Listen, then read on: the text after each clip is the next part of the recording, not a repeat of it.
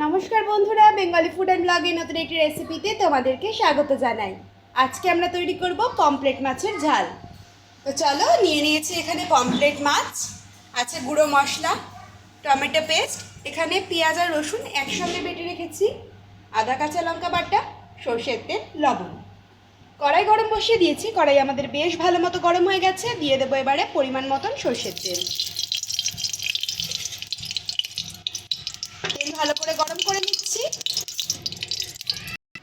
দেখো, এদিকে তেল গরম হচ্ছে, ততক্ষণে আমরা মাছের গায়ে একটু নুন হলুদ মাখিয়ে নিয়ে দিয়ে দিচ্ছি হলুদ গুঁড়ো,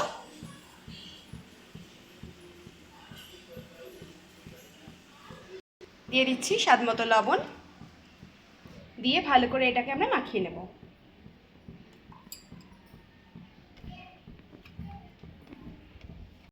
তেল আমাদের সুন্দর মতো গরম হয়ে গেছে, এক এক করে এবারে আমরা মাছগুলো ছেড়ে দেবো।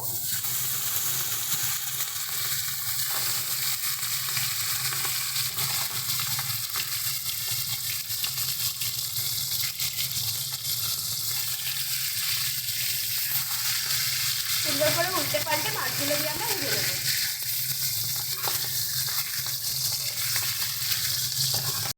তো দেখো, আমাদের মাছগুলো কিন্তু সুন্দর মতন ভাজা হয়ে গেছে। এবার এগুলোকে আমরা তুলে নেব।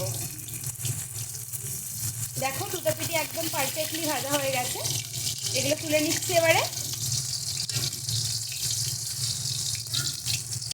তো দেখো, এবার এই তেলের মধ্যে দিয়ে দিচ্ছি একটু জিরে ফোড়ন,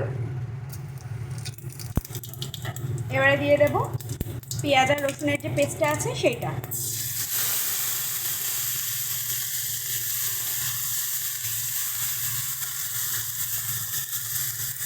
সুন্দর করে এটাকে ভেজে নেব।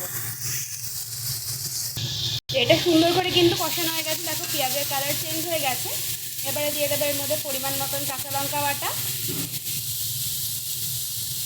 আদা বাটা, এই দুটো দিয়ে আবারও ভালো করে কষিয়ে নেব।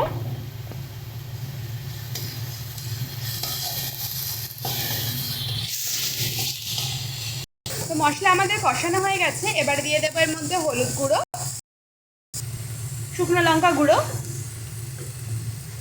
ধনের গুঁড়ো, আর দিয়ে দেবো খুব সামান্য একটু জিরে গুঁড়ো, আর দিয়ে দিচ্ছি স্বাদ মতো লবণ। সমস্ত কিছু দিয়ে মশলাকে ভালো করে কষিয়ে নেব। এই মশলা কষানোর সময় একটু সামান্য জল দিয়ে দিচ্ছি।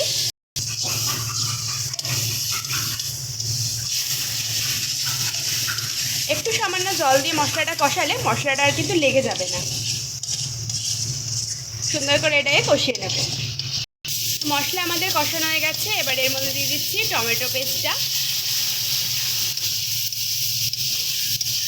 টমেটো পেস্টটা দিয়ে সুন্দর করে এটাকে আমরা কষিয়ে নেব। তো মশলা আমাদের সুন্দর করে কষানো হয়ে গেছে। এবারে দিয়ে দেবো পরিমাণ মতন জল। মশলার কালারটা কিন্তু দুর্দান্ত এসছে। পরিমাণ মতন জল দিয়ে এটাকে ভালো করে কষিয়ে নেব। তো দেখো, গ্রেভি আমাদের সুন্দরভাবে ফুটছে। এবারে এক এক করে দিয়ে দেবো মাছগুলো।